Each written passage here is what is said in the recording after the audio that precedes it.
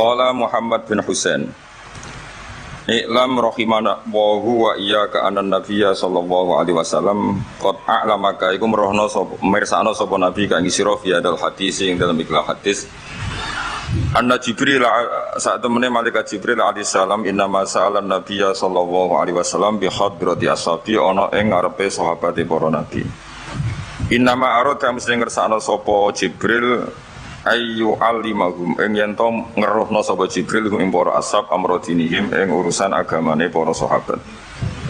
Fayam bagi mongko saejo muslimin apa ya alamu yang to ngerti sapa muslimin hu ing amrodinihim.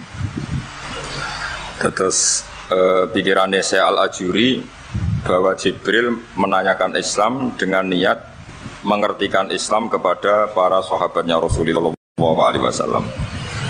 Artinya Jibril itu buatan takok carane sugih. Misalnya ini wong takok kiai itu salah alamat. Wong alim takok carane sugih, carane jadi bupati, terus carane duit akeh. Wong alim dhewe ra pati duit ditakoki. Kadang kula ki suwani tiyang Gus kula bojo kula kathah carane rukun piye. Wong kiyaine ora wani wae kok takoki carane rukun. Jadi intinya niku pertanyaan itu juga kita pelajari. Jibril niku tangklet urusan agama. Artinya yang perlu dingerteni itu urusan apa? Agama. Tapi kita punya masyarakat sing kadang tanya ini sesuatu yang sifatnya khadun nafsi. Terus kiai itu rapati seneng jabatan. Kadang ditakoki tiyang carane dadi bupati. Nak dadi bupati salami template orang juta, nak ora dadi darani donyane ngobos. Wis lara kabeh dadi kiai. Lan kula seneng nak. Terkenal donga kula ora mandi. Mergo nak mandi ku repot. Dadi dukun. Jadi niki repot. Kula gak ada cerita tentang Pak Hamid Pasuruan.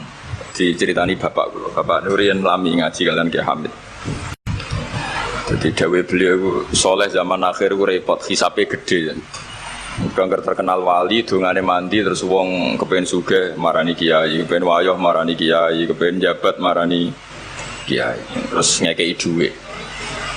Mari hisab tok, mergo duit sudah dikonversi sebagai materi. Mulane beliau pernah menangis. Aku soleh-soleh kumene golek. Intinya semua yang ditanyakan itu urusan apa? Agama. Maka kata Imam Syekh Al-Ajuri, seharusnya pertanyaan itu ya urusan agama dan yang harus diketahui ya urusan agama. Maka orang Islam yang harus diketahui ya urusan agama. Terus kalau mau istifadah kalian bezofur, memang di depan umum itu penting supaya tidak ada al-qila wal qol. Jadi ini kan diulang-ulang bi hadrati ashabi. Ini dalam ilmu hadis itu penting sekali supaya ilmu itu mutawatir. Karena kalau sampai untuk ijazah ke orang tertentu, mau aku tok sih dijazah, itu biasanya malah dibodoni. Kayak bakul, sampai tok sing tak kayak diskon. Nah, gerbang ya doang. Malah nak diskon ijazah di depan umum berarti kondang. Ada khusus bahaya. Ini mesti klenik nih. Ini bukan coklat sak kelas kalian Gus Munib. Jadi orang itu, makanya saya ngaji itu pede di depan umum. Karena kalau salah ya dibenarkan Gus Zofur, kalau benar juga ganjarannya ada. Tapi nak ngaji mbek wong loro dhewean iku terus kok cocokan. Nak salah aja kodo-kodo ya kan. Jadi memang ilmu itu suka yang mutawatir saya karena validitasnya jelas. Makanya dulu itu dikaji hadis kok enggak mutawatir itu enggak mutu. Paling firrut batil ulya tentu yang apa? Mutawatir. Dikatakan bi hadrati ashabi atau ketika Nabi khutbah. Apalagi pidato Nabi di hajatil apa? Wada. Sehingga hadis ahadi itu banyak yang masalah. Karena satu ada subjektivitas rawi. Kalaupun soha itu ada subjektivitas rawi. Seperti yang diceritakan Sobor tadi, Abu Dzar itu orangnya soleh. Tapi punya subjektivitas kesolehan yang sangat individualistik. Sehingga beliau jadi, tapi kalau umum kan standarnya jelas. Apa? Standarnya apa? Jelas. Ya saya teruskan. Jadi bihadrati ashabi itu menurut saya kata kunci karena pentingnya mutawatir. Terus menyangkut pertanyaan tadi yang Gus Zofur bilang enggak semua pertanyaan harus dijawab. Sebetulnya saya juga ngeritik. Enggak semua yang diunek-unek takokno. Kadang wong yo takok nasib. Kita misalnya saya itu sering punya utang 1 juta gak iso nyaur. Kadang wong takok kula diutang 1 miliar carane nyaur piye? Wong kene diutang 1 juta ora carane nyaur kok ditakoki sak utang napa? 1 miliar. Kulo nu di santri, bojone nu 3 wong sugih. Kowe urang kesuwan kula takok carane ngrukono bojone. Yo kene bingung piye carane. Bojo sitok kowe kudu urip malah. Ditakoki bojo napa? Nah ternyata santri itu terinspirasi oleh cerita-cerita. Syaratnya wali itu kudu di bojo cerewet. Nak sitok cerewet wali apa meneh nak telu, dia cara berpikir begitu. Nah, itu yang bojo pertama itu ngancam nak masih sah dengan istri kedua ketiga mau bunuh diri. Terus dene nate nyuwun sewu melafatkan tolak. Terus takok teng kula. Niku termasuk mukroh napa boten Gus? Karena saya melafatkan itu dipaksa diancam. Bojo pertama mau nopo? Diwae. Lah iku nang fikih kan hanya ada syaratul ikrah itu mukrih harus mampu mewujudkan mahaddadahu. Kena arah Mekah tak patah. Ini ndak kasusnya unik. Umumnya bab ikrah di fikih kan nak ora ke tak patah ini ndak. Ini kasusnya beda. Nak rabok turuti aku mati. Itu kan bingung. Ya saya seduarian nunggu Zofur aja bawa alam repot. Nunggu Jibril ya sudah akan datang. Artinya gini ya. Problem kita kekinian itu setiap masyarakat punya iskal atau punya grundel itu ditanyakan kiai. Padahal seharusnya tidak sesuatu yang harus apa ditanyakan. Misalnya gawane di bojo akeh ya mesti sumpek ngurmat wong wedok sitok sumpek kemene telu. Terus gawane wong duwe utang akeh ya sumpek. Hal-hal seperti itu kan lazim. Sebenarnya enggak perlu ditanyakan, wis biasa wae standar. Tapi kita ini sering menuntut orang lain menjadi solusi ya bagi orang itu. Makanya saya kalau ngajar di Jogja itu sering cerita begitu. Problem orang kota itu adalah kalau punya beban itu dibebankan ke negara atau ke kiai atau ke ustadz. Padahal beban ini sebagai hukuman karena kesalahannya apa? Sendiri. Saya masih ingat betul ketika kasus Aid. Mbah Mun itu orang yang sangat syafiq li ummati, sangat syafiq lah, sangat syafaqah pada umatnya. Ketika ada seorang dokter peneliti obat Aid, itu sangat tertantang, dia sangat obsesi bisa menyembuhkan Aid. Aid yang karena free sex ya, bukan karena ketularan. Saya ulang lagi, yang karena seks bebas, bukan karena ketularan. Itu tidak biasanya yai duko. Baru pertama itu saya melihat yai itu agak duko. Terus beliau tidak jawab, tapi setelah dokter itu pulang ngendikan begini. Pangeran itu kadang ngersano kabeh iku ana sangsine, cara bahasa modern ana sangsine. Ya tujuane pangeran iku wong ben tobat ben balik nang Allah. Jadi ana wong uripe ngawur diutang, ya sangsine wong urip ngawur diutang ben uripe apik. Intinya Mbah Mun tuh mau ngendikan kesalahan itu pantese ya ana sangsine ben wong tobat.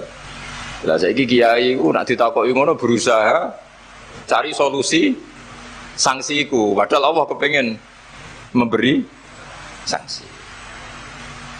Enggak sampean misalnya zaman mondok ra sregep terus bareng saiki dadi kiai bingung terus kula kan dadi solusi Gus kiai donga laduni. Wong pangeran ngekeki sanksi kuwe zaman mondok ra sregep. Ben ora rasane isin maca kliru di depan umum. Malah yo ijazah napa? Laduni. Jadi itu pelajaran bagi saya menurut saya. Jadi kata Mbah Mun la'allahum yarji'un itu la'allahum yantahun yang di Quran itu satu kesalahan itu pasti Allah itu menghendaki ada apa? Sanksi. Tentu maksudnya Allah baik supaya tobat. Tapi sekarang sanksi itu mau dihilangkan. Kadang konsultannya itu kayak bojo kepengen minggat. Sing lanang tak takoki kena apa? Mun lami Gus boten kula nafakoi. Ya aku yang mending normalnya aku minggat, aku terlambat bojomu kepengen minggat saiki aku terlambat, kudune wis wingi-wingi. Normalnya wong lanang ra tanggung jawab, mencen sanksine bojone minggat. Itu kalau kiyaine memberi napa? Solusi. Tak bila minggate teng diteng-teng tuane, berarti bojomu pinter. Wis ngerti sing lanang ra kena deloki melok wong tuane ya niku. Jadi nah seperti itu menurut saya semua kiai itu harus kayak saya dalam bab itu. Tapi mereka cari donga, piye bojo iki ra dicukupilah seneng. Terus golek akeh pengasih, golek jimat. Akhirnya bangun nanti cerita, sing kula malah tak kenal sih. Akhirnya kiai ini nganti lali ya. Ono melarat di ijazah kiai. Berhubung kiai ini ku isin muni ra iso dijazahi duha mek donga. Kiai ini ku lali nak dhewe fakir. Akhirnya yang minta ijazah itu ditimbali bangun. Rene tak ijazahi. Kowe yo ijazah duha mek sapa kiai iki. Lha kiai ku dhewe fakir kok jalu ijazah. Ya ijazah ya mbak aku sing wis sukses dadi kiai sugih. Artinya apa? Bener ceritane Gus Zofur, gara-gara setiap pertanyaan niku memaksakan bisa jawab. Wis koyo ning pondok lho, wis karuan dene dhewe Joko Tuwa. Lho kok ngekeki ijazah mahabbah. Dene pondok ganti Joko Tuwa. Itu di pondok mana-mana Gus itu ada ijazah laduni. Padahal sing ijazah iku ya tau ra munggah. Sekolahnya ora tau munggah. Ngono dicalon ijazah laduni yo. Coba di pondok-pondok beredar gak ijazah ketemu Nabi Khidir? Beredar. Padahal yang ijazah juga gak pernah. Nah itu karena yang diceritakan Gus tadi memaksakan bisa. Jadi karuan dekne dhewe ra iso ya santai wae. Nah aku pengen ngipi ketemu Rasulullah itu beredar gak ijazah itu? Mungkin Pak Del kan yang pernah mengijazahkan itu. Tapi ora tahu. Sampe tahu ijazah niku Pak Zakaria. Oh. Jadi apa? Ijazah itu terus ya. Karena Jubir Torekoh nih. Jadi intinya kalau tidak bisa ya bilang saja tidak bisa. Sampai apa jangan kita lupa tadi ya. Sampai lupa daratan tadi karena problem negara kita termasuk itu. Semua intelektual, semua pakar kalau ditanya problem negara itu semuanya jawab. Akhirnya kan gaduh. Semuanya punya rumus, semuanya punya versi. Akhirnya gaduh. Misalnya pemerataan Indonesia rumusnya gimana? Yang satu bilang, wah ibu kotanya dipindah. Yang satu bilang, harus ada sentralisasi di Jawa supaya ada kualitas A, ada kampus terbaik, ulama terbaik. Kalau diratakan nanti kemampuannya rata itu justru tidak bagus. Yang ketiga enggak, wah kualitas demokrasinya dijaga. Yang satu enggak, demokrasi tanpa ekonomi tidak bisa. Wah. Nak sehari santri ya sedunia rasa pikir, besok mati ben. Nah itu kan karena memaksakan jawab, akhirnya ada kegaduhan tadi. Zaman tabiin yang masih ada sahabat banyak. Sebetulnya bukan zaman tabiin banget karena zaman itu masih banyak apa? Sahabat. Itu mereka cara berpikir sudah semua ahlun nar itu redaksi di Quran tuh khalidina fiha, sehingga zaman tabi'in sudah banyak yang berpikir enggak ada kemungkinan orang sing yukhrajuna minan nar. Sehingga terus ada kafilah itu ada delegasi, ayo kita ke Medina, semoga kita ketemu sebagian ashabu Rasulillah. Sehingga cerita akhirnya ketemu beberapa sahabat. Di situ diceritakan ada Jabir, ada beberapa lah yang sahabat sepuh bahkan. Nah, terus si Jabir ini, sahabat Jabir ini cerita kalau itu memang ada bisa faati Rasulillah Sallallahu Alaihi Wasallam. Tapi satu kontingen ini yang tetap berpikiran tidak ada syafaat itu banyak. Alasannya semua cerita tentang ahlun nar adalah khalidina fiha. Ketika Jabir masih hidup itu ya sempat terjadi debat. Loh itu yang khalidina fiha itu amma ahlun nar alladzina hum ahluha. Memang dia berhabitat neraka, memang alamatnya neraka. Kalau sehingga ini menjadi khas. Meskipun khas ini iskal, kita akan iskal karena itu di Quran tidak ada. Tidak ada maksudnya tidak ada secara sorry yang menerangkan ada kaumin sing yukhrajuna minan nar. Makanya Syekh Al-Ajuri ngendikan ciri khas ahli sunnah adalah mengimani adanya kaum sing yukhrajuna minan nar. Karena itu zaman tabi'in sudah ada polemik. Tapi tentu kita yang mengimani itu. Tapi kalau ada yang tanya di semua Quran kalau masuk neraka itu khalidina fiha itu dijawab apa? Amma ahlun nar alladzina hum ahluha. Memang dia spesifik ahli neraka, memang dia berpenduduk neraka. Alamatnya neraka, KTP-nya neraka, kakaknya neraka. Kalau kita ini ndak, KTP kita surga, mbah-mbah kita ahli surga. Karena alamat kita sebenarnya kan surga. Nabi Adam itu kan surga alamat. Makanya saya ngaji di mana-mana itu betapa baiknya agama ini. Karena kunci surga kita sudah dikasih tahu miftahul jannah. Nah, sementara kita tidak tahu kuncinya neraka. Jadi kena mlebu neraka kebangetan lho. Wong ora roh kuncine kok mlebu. Tapi jare kancaku, wah gak ono pintune Gus, langsung blesek. Ini problemnya itu. Tapi nek sampean mlebu neraka kebangetan. Karena yang kita punya kuncinya itu surga, kita tidak punya kunci neraka.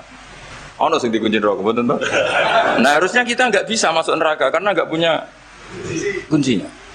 Jadi kalau nak maca hadis miftahul jannah la ya ilmu itu syukur itulah. Si apike Kanjeng Nabi, wong kunci kok didudono. Itu kan luar biasa. Jadi orang memahami hadis itu. Saya ini tak hadis bi nikmah, ini mumpung ada Gus Zofur, ini saya tasihkan. Wal asri demi masa, demi waktu.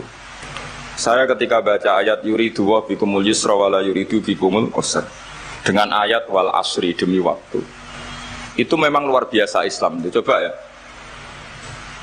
kita baca kalimat tauhid itu kan hanya butuh waktu setengah menit, mungkin tidak ada la ilaha illallah Muhammadur Rasulullah. Waktu yang sesikat itu bisa menghapus kekafiran di masa lalu. Jadi misalnya orang kafir 70 tahun, itu terhapus kekafirannya hanya dengan singkat melafadzkan la ilaha illallah Muhammadur Rasulullah. Dan waktu pas dia melafadzkan syahadat ini momen paling dikenang ketika nanti di akhirat. Wal asr, demi waktu. Jadi artinya apa? Momen terbaik kita adalah ketika melafadzkan itu. Dan kalimat itu mudah dan sah, asal belum yughorghir, belum keler-keler, sah. Dan tanpa syarat. Misalnya sholat tidak butuh suci, butuh nutupi aurat, butuh melakukan rukun dan syarat. Syahadat enggak. Lau talaffadhu kafirun biyadi syahadah, mesti apa? Sohat hadi syahadah. Padahal kafir urung adus ijek cerita ya betapa agama ini mudah. Ya kan, kalimat yang bisa menghilangkan kekafiran kemudian tidak banyak syarat. Coba kalau kamu mau sholat, syaratnya kan macam-macam. Mau zakat, ulama Islam. Ya, terus kita harus menghindari perilaku tertentu yang perilaku itu zaman Nabi sudah sangat diperingatkan. Misalnya yang masyhur itu Khawarij. Khawarij itu kelompok yang sangat soleh secara zahir. Yes, ibadahnya kata Rasulullah laisa siyamukum kasiyamihim wa qiyamukum kami qiyamihim. Jadi puasa kamu sahabat enggak sehebat puasanya orang apa? Khawarij. Ibadah kamu enggak sebanding ibadahnya Khawarij, tapi mereka sangat biadab. Ya murukuna minaddin murukosahmi minar ramiyah yaqra'unal Qur'an la yujawizu hana jiro. Dan di antara kesolehan yang berlebihan ini kata Nabi apa? Yuqatiluna ahlal Islam wala yuqatiluna ahlal ausan. Kalau dijak musuhi sesama Islam semangat, tapi dijak musuhi yang jelas salah ndak semangat. Ini kelompok sing hadarona humun nabiyyu, kelompok yang kita diperingatkan Nabi untuk sangat apa menghindari. Karena logikanya jelas ya. Orang yang kafir saja inginnya Nabi menjadi muslim dengan diajarkan syahadat. Tapi ini orang yang sudah muslim, seleranya Khawarij, dikeluarkan dari Islam. Tahlilan kafir, kuburan kafir, nyekelake kafir. Apa saja menjadi kafir. Ini pertanyaannya kan, inginnya seorang nabi itu kan tentu dari kafir menjadi muslim. Ini yang sudah Islam menjadi kafir. Maka cerita-cerita di beberapa ulama, ini kenangan saya ngaji di sini. Ini sekaligus cerita penutup. Ada orang ekstremis ketemu Islam alim. Terus ketika melihat ahlul ma'asi itu maksiat, ahlul ma'asi ketika maksiat, sedang maksiat, sebaiknya orang-orang Islam seperti itu mau saya bunuh, mau saya bom. Ini yang cerita orang-orang alim ke saya. Terus kata si orang alim tadi, lau annahum matu, kalau mereka benar-benar mati final maksiyah itu aina masiruhum, lalu mereka kemana? Si yang keras tadi bilang ilanar karena mereka mati apa final maksiyah. Terus jawabnya yang alim tadi, dzalika muradan nabi, apa umat Islam mati kemudian min ahlin nar itu yang dikehendaki Nabi? Untungnya yang si ekstremis tadi agak alim. Ya enggak, Nabi inginnya umatnya itu ya mati tidak masuk neraka. Ya sudah, jangan bunuh sekarang, kasih kesempatan apa? Tobat. Untungnya si yang ekstrim ini termasuk min ahli ilm, dia nerima konsep itu, nerima. Itu jadi pelajaran dialog kealiman. Dan kita menjadi moderat bukan karena liberal atau sekuler. Memang kita baca hadis-hadis misalnya inna wuha yabsutu yadahu billail yatuba musiun nahar wa yabsutu yadahu bin nahar yatuba musiul. Allah yang Tuhan saja inginnya itu menunggu tobatnya mereka, bukan mengakhiri mereka dalam keadaan tidak tobat. Jadi ini supaya jadi faham, menjadi khas kita. Ya Allah yang Tuhan saja inginnya kan menunggu tobatnya mereka, bukan malah tobat itu kita hentikan ya dengan dibunuh. Ketika maksiat itu artinya kan kita tidak memberi kesempatan tobat. Saya masih ingat Mbah Mun sering cerita ke saya, aku corokon milih, kata beliau, aku corokon milih. Iku yo ora pati seneng ono terlalu tegas, terlalu apa. Mergo Allah wae ngekei kesempatan. Ya tadi, logikanya kan Allah saja, misalnya Allah Ta'ala selalu membuka tangannya di malam hari supaya yang tadi siang maksiat tobat di malam hari. Terus Allah membuka tangannya di siang hari supaya yang tadi malam maksiat tobat. Intinya Allah Ta'ala itu menunggu tobat, bukan menghentikan asbabit taubat. Sehingga tradisi guru-guru kita, ya utamanya Mbah Mun, itu sama-sama saja baik. Bukan karena baik sama orang fasik, bukan. Tapi implementasi dari menunggu tobatnya orang fasik, dan tentu itu butuh tarbiyah, butuh syafaqah, butuh kasih sayang, butuh.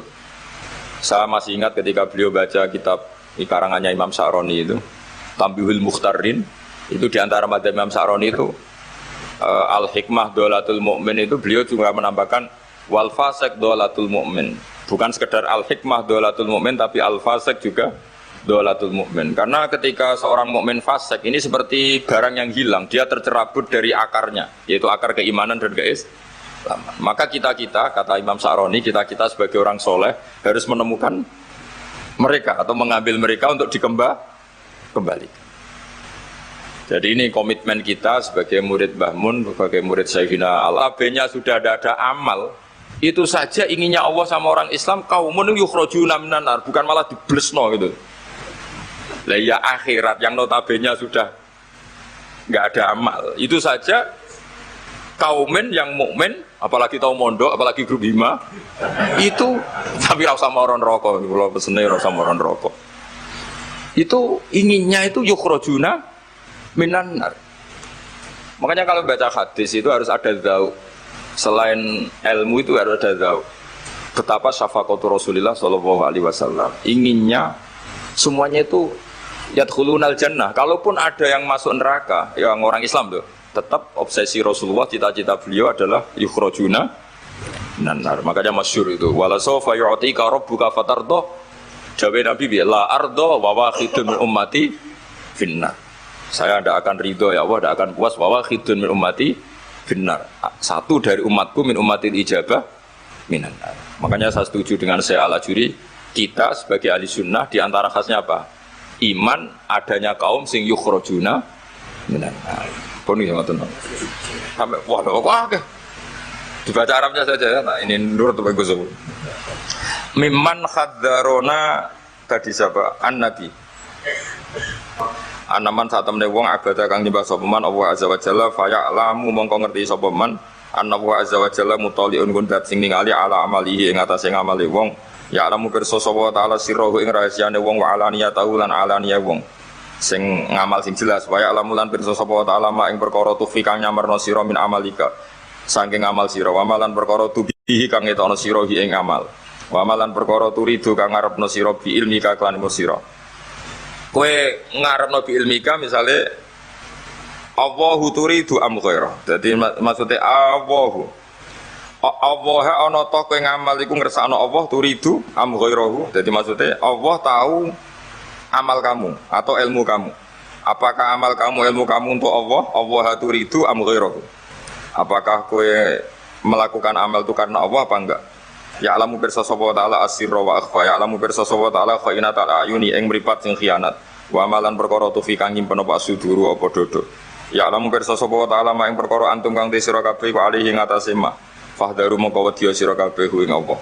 Mesti wedi Allah dengan makna mendekat ke Allah. Faman mongko te sapane wong roa iku jaga sapa man hadhihi ing ikilah halah. Bojo pertama itu ngancam nak ora dipegat akhirnya dia nang ngarepe salah pada di belakang ada mic di belakang itu kepegat tau neng aku muni ngene aku yo muni ngene namun ya seminggu untungnya takoki kula nek seminggu tak akali ya sing muni bro misalnya ibu kepegat di jadi lidah sakali aku nak misalnya tanggalin aku kan untungnya tanggalnya tapi kan jawaban ngono kan koyo gak abadi soal ono pertanyaan sebetulnya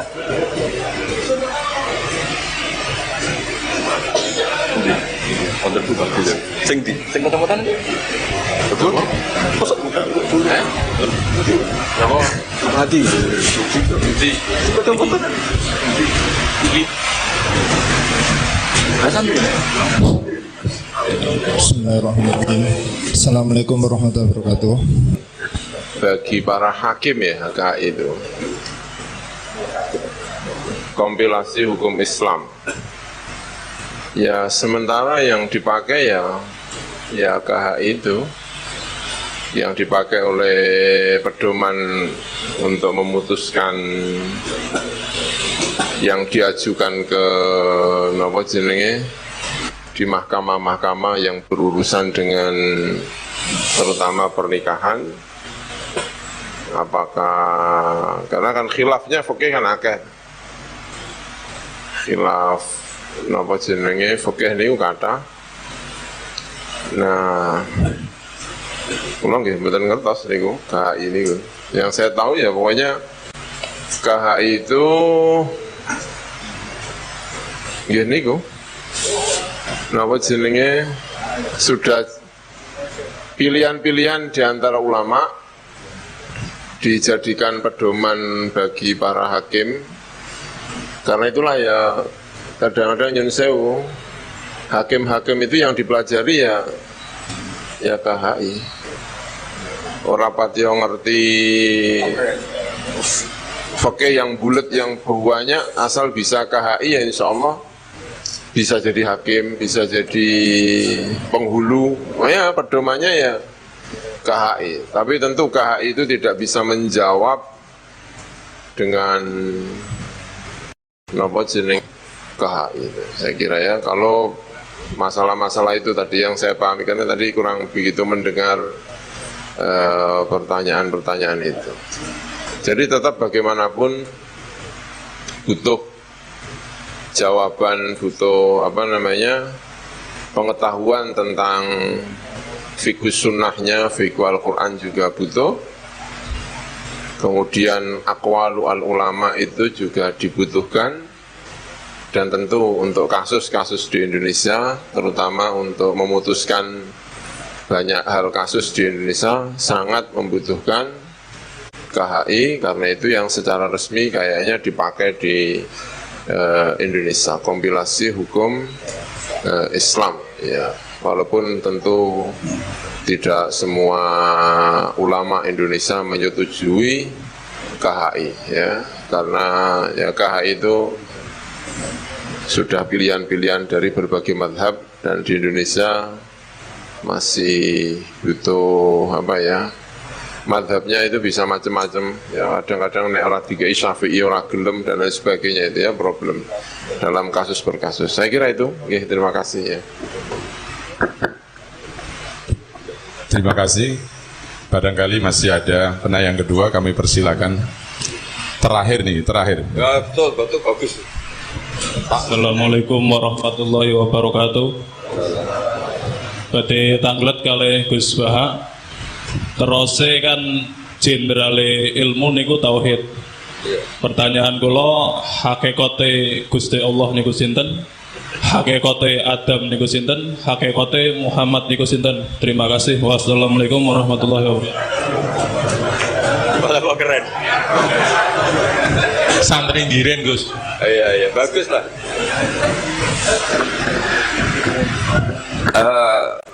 Maksudnya tanya hakikat.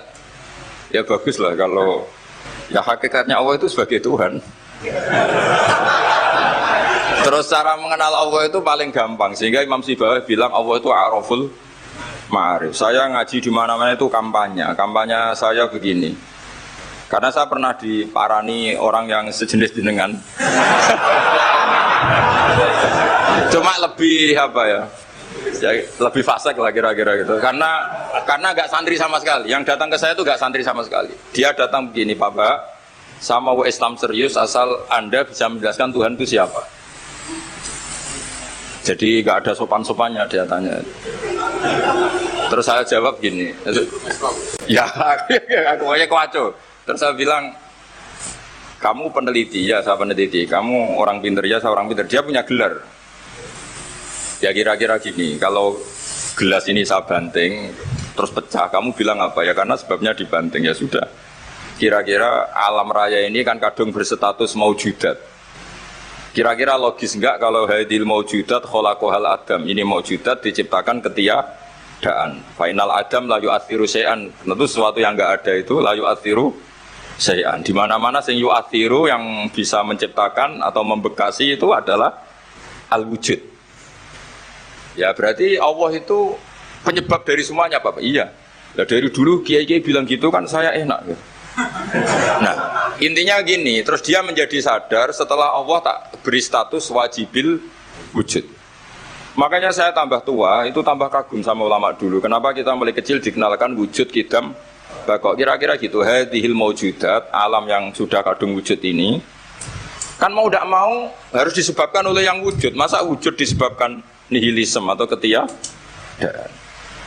Ya kira-kira gitu. Kalau sama tanya hakikat Allah yang mudah dikenali apa? Beri status wajibil wujud. Yang wajibil wujud ini oleh kita adalah disebut Allah. Lah yang menerangkan itu siapa? Ya Nabi Muhammad. Lah Nabi Muhammad turunannya siapa? Ya secara zahir turunnya Nabi Adam. Kan ya sudah gitu kira-kira. Sudah sampean yang senang saja hidup, enggak usah mikir itu. Ya sudah kita aja. Kalau nggak diserangkan secara doir, nanti orang Habib itu menurut Muhammad Qobla. Terima kasih kami sampaikan, meskipun sebenarnya kita masih haus mendengarkan petua-petua beliau, tetapi mengingat waktu yang sudah cukup malam, kami tutupkan sampai di sini. Tetapi sebelum kita tutup dengan bacaan doa, kami mohonkan kepada saudara ulil albab untuk memimpin bersama-sama membaca qasidah Sa'duna Fid Dunya. Kepada sahabat rekan ulil albab kami persilahkan. Nabi Muhammad.